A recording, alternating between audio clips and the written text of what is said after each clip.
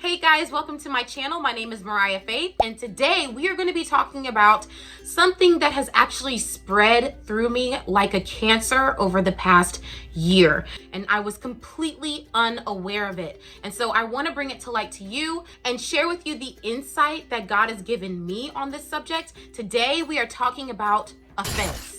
If you like this video, give it a thumbs up. If you want to see more videos like this, then I encourage you to subscribe to my channel. And as always, leave a comment down below. Let's get started. Okay, so for the past month or two, I have felt completely misunderstood. I feel like I'm awkward and hard to handle. I feel like I'm annoying people or making them feel really uncomfortable, and it's not on purpose. It's not something that I'm trying to do or trying to act a certain kind of way. I'm just coming off that way. And then when I try to explain myself or explain how I feel, it seems like nobody's getting me. It's like they just don't understand at the level that I want them to understand. This has been something that has really been bugging me for the past maybe 2 months. I got to a point about 3 days ago, well, really more than that, a week ago, where I just started getting desperate, where I was just starting to get to the point where I was like, God, what do I do? Why do I feel this way? When am I going to feel normal again? Because right now I don't feel normal. I feel awkward and I'm making people uncomfortable. At least that's what I feel like. And I don't want to do that anymore. What is going on with me?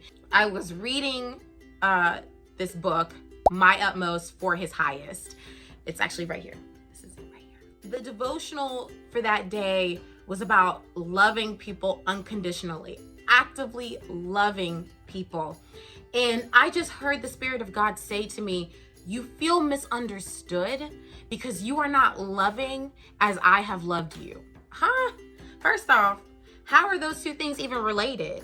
What does loving people have to do with me feeling misunderstood all the time? And the Spirit of God just started outpouring all of this insight into me, telling me, repeating over and over again, offense is a cancer. It spreads like a cancer. Offense needs to be detected and treated early, or it will spread throughout all of your life. Bitterness and hardness are those symptoms of offense, and it can spread to your relationships and your outlook. It can spread to every situation that you're faced with.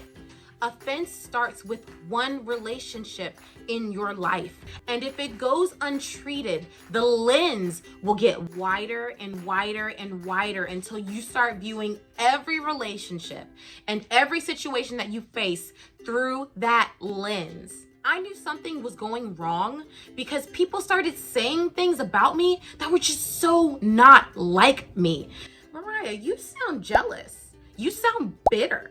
You sound hard. That ain't me. That ain't ever been me. I knew then and there that I needed to stop and take a hard look at my life, a hard look at what is going on with my heart.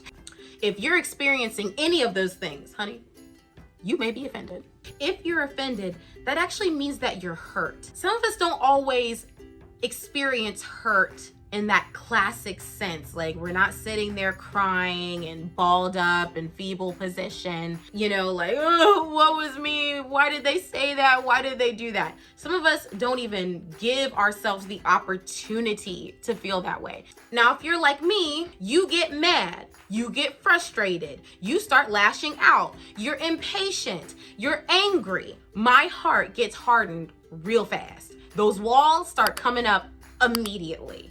So I don't even allow myself the opportunity to feel sadness, to feel pain and cry. But regardless of how you experience hurt, you are experiencing it. Whether you're mad or you're sad, you're experiencing hurt, whether you're crying or you're lashing out. If you're like me, you could be hardened, but you're mistaking it as strength. You could be bitter, but you're mistaking it as being a realist. Perhaps you're even moving toward paranoia, but you're mistaking it as discernment. Think of it as a spectrum. Too much or too little of anything can harm you. People who allow offense to spread like cancer, who look at life through the lens of offense, they tend to struggle with people everywhere they go. Everything is a battle. Everything is a struggle. Nobody wants to be around them. Nobody wants the hassle. And the worst part is, when you get to this point, you don't even know that you are the issue. You start thinking everybody else has a problem. Nobody is as real as you. Nobody understands you. That's where that misunderstood feeling comes from. Don't let offense spread in all of your relationships. Crucify your flesh before your flesh crucifies you. And how do we crucify our flesh? By forgiving immediately and intentionally, by actively loving those who have offended us, by showing kindness. People tell you that you should do something for them, like you should get them a gift, or send a text, a phone call, a hug, a smile, a joke. But nobody could really explain to me why I needed to kill them with kindness. At least in a way where it resonated with me. It literally took God himself. When you've been offended, literally the last thing you want to do is actively love the person who has offended you. So I hope this resonates with you in the same way that it resonated with me. The reason you have to be kind is so that you can gain back power over yourself, self-control. When we're offended, when we've been hurt, we actually feel powerless. When we feel powerless, one of the first things some of us try to do is get that power back. We think that our way to gain power back is to take away or diminish the power from our offender. Trying to take someone else's power does not give you power over yourself, which is what you truly long for. You want power over yourself again. So the only way for you to gain control over yourself again, to gain power over yourself again, is to actually crucify your flesh through forgiveness and kindness. The whole kill them with kindness idiom is not really effective for someone like me because I want my power back and you have it. So why would I try to do anything nice for you so you can think that you have even more power over me or that you can run over me? In truth, you aren't killing them with kindness. You're killing your flesh with kindness. You're killing your pride. You're killing your offense with forgiveness and kindness. You can either allow kindness to kill offense, or you can allow offense to break your soul. But that requires a certain level of vulnerability. And that's why Christ says, when someone strikes you, turn the other cheek so they can strike the other one. Don't allow offense to take away your vulnerability. That's what it's meant to do. Your vulnerability, that's what makes you relatable. That's what makes you influential. It's what makes you impactful. The enemy does not want you to be vulnerable. He wants you to be hardened. So he will send people who, not intentionally or not, will offend you, will hurt you. Honestly, it kind of comes with the territory when you're dealing with people in general. You're going to experience hurt. You're going to experience offense. But we can't allow past hurt to keep us from experiencing present happiness and joy.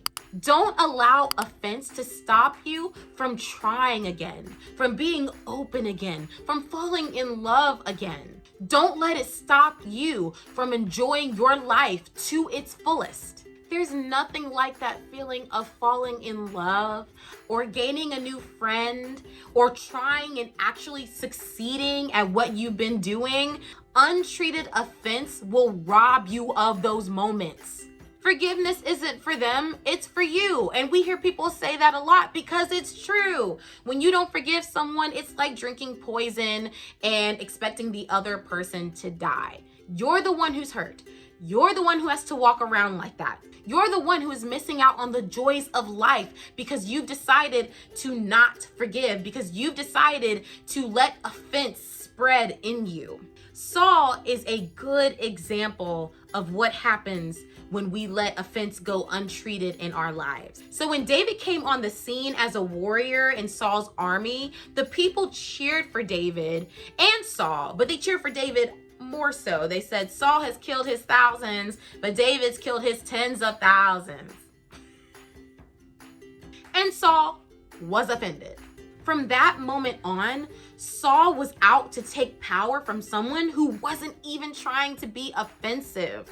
Saul tried to kill David. He ran him off. He lied. He murdered priests. He sought out a medium. What else he do? He ran David off, one of his best warriors. Saul was just messing up. Wrong decision after wrong decision, all because he was looking at his life. He was basing his decisions through the lens of offense. That's a word for somebody, probably me. It was definitely a word for me.